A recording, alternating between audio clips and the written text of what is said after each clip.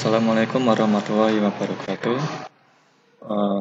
Selamat datang kembali di channel YouTube saya. Nah, saya akan melanjutkan pembahasan pada KD mekanisme katup sepeda motor. Nah, di sesi 2 ini kita akan membahas macam-macam mekanisme katup. Nah, di video sebelumnya saya sudah membahas komponen-komponen mekanisme katup. Nah, bagi yang belum melihat, silakan dilihat terlebih dahulu komponen mekanisme katup sepeda motor. Nah, baik, sekarang kita akan membahas macam-macam mekanisme katup sepeda motor. Nah, ada empat jenis yang akan kita bahas nanti. Ada mekanisme katup set valve, SV, kemudian OHV, SOHC, dan DOHC. Nah, kita mulai dari yang pertama dulu, mekanisme katup set valve atau SV. Nah, sesuai dengan namanya, bahwa mekanisme katup set valve ini katupnya ada di samping blok silinder dan poros knotnya ada di dalam blok silinder. Nah, ini adalah katupnya ada di samping. Kemudian juga poros knotnya ada di samping juga di dalam blok silinder. Nah, jadi di kepala silinder itu tidak terpasang mekanisme katup. Di kepala silinder itu hanya ada busi dan ruang bakar saja. Nah, mekanisme katup jenis set valve ini sudah tidak digunakan lagi di sepeda motor. Kenapa? Karena kesannya ribet. Misalnya ketika akan membuka mekanisme katup, itu harus membuka kepala silinder terlebih dahulu. Nah, kemudian jenis yang kedua yaitu mekanisme katup jenis overhead valve atau OHV. Pada tipe OHV itu penempatan katupnya ada di atas silinder atau di kepala silinder dan camshaft-nya masih berada di bawah. Nah, komponen yang meneruskan gerakan dari poros knob atau camshaft ke katup adalah valve lifter. Ini valve lifter dan push rod. Nah, kemudian rocker arm, baru kemudian menekan katup. Nah, jadi prinsip kerjanya ini ketika crankshaft ini berputar, dia gearnya juga berputar, dia akan memutar gear ini. Ini adalah mekanisme penggerak tipe gear. Nah, jadi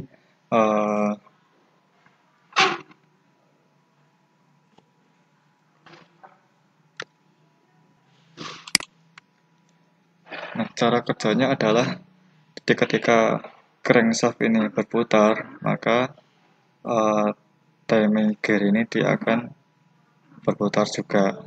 Nah, berputarnya timing gear ini juga akan memutar cam, dan pada cam itu ada loop atau tonjolan. Nah, ini tonjolannya. Nah, ketika dia berputar, tonjolannya nanti akan menekan valve lifter ini. Nah, ketika valve lifter ini tertekan oleh loop pada noken as atau camshaft ini, maka valve lifter akan terangkat naik, push rod akan terangkat naik, kemudian ini juga akan terangkat naik, sehingga rocker arm karena ini naik dia akan turun. Nah, jadi terangkat ini akan turun ke bawah. Nah, rocker armnya akan menekan ke bawah, menekan apa? Menekan katup, sehingga katup akan membuka. Nah, kemudian ini terus berputar, ini juga camshaft-nya terus berputar. Nah, saat posisinya berada tidak di loop atau di tonjolan ini, maka dia akan turun. Nah, semakin ini terlewati, dia akan semakin turun. Posisi yang ini lebih rendah daripada yang di sini puncaknya. Nah, kemudian ini akan turun kembali si push rod ini turun. Kalau lifter turun, push rod turun, maka rocker arm juga akan di sini akan kembali sehingga dia akan ke atas. Yang bagian depan ini rocker arm dia akan ke atas sehingga cutoff akan kembali ke posisi semula. Kenapa? Karena ada bekas. Bekas ini sifatnya kalau dia ditekan dia akan menekan balik sehingga akan mengembalikan ke bentuk semulanya. Maka cutoff akan kembali ke posisi semula yaitu menutup. Ini tipe mekanisme cutoff OHV. Kemudian jenis yang kedua, nah sebelumnya ada keunggulannya dari tipe OHV itu yaitu ukuran mesin lebih kecil karena mekanisme camnya ada di bawah tanpa bel atau rantai, gantinya adalah timing gear ini tidak membutuhkan penyetelan cutoff berkala ya, karena mekanismenya diatur oleh push rod dan valve lifter. Kelemahannya apa? Tidak mampu optimal di putaran tinggi. Kemudian banyak komponen sehingga suaranya berisik. Ada valve lifter, ada push rod.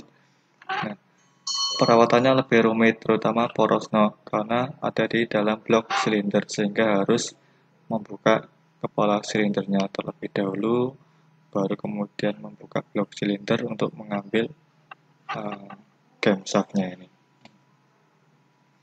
Ini kenapa di putaran tinggi tidak optimal, tidak seoptimal tipe berikutnya yaitu tipe OHC ini karena dia komponennya terlalu banyak, ada valve lifter, ada push rod sehingga gerakannya ini lebih jauh tenaga dari camshaftnya ini untuk disalurkan ke dalam rocker arm dalam bentuk penekanan itu jauh.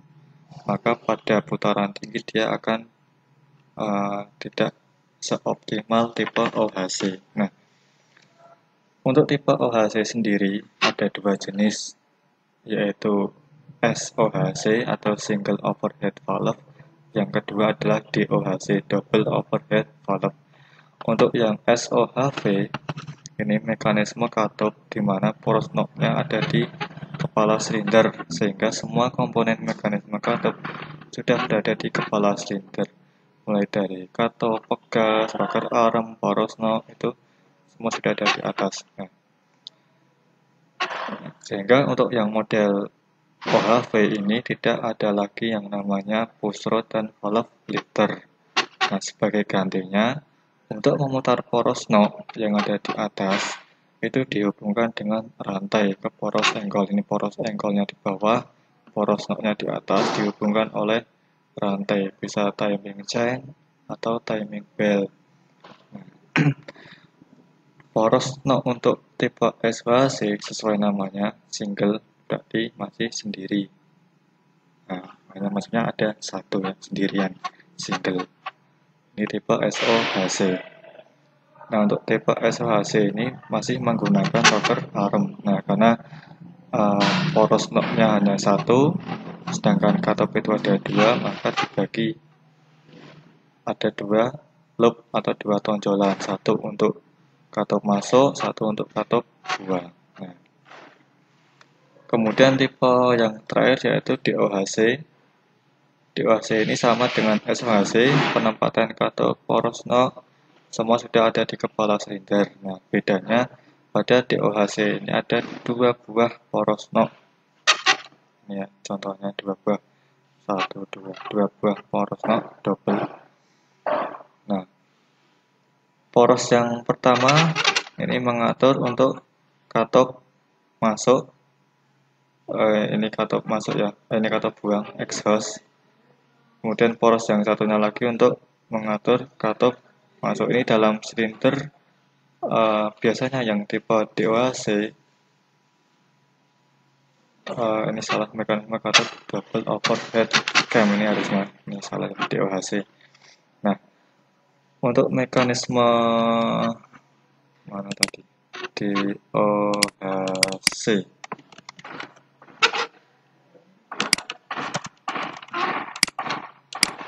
ini juga single overhead cam SOHC. Salah. Nah,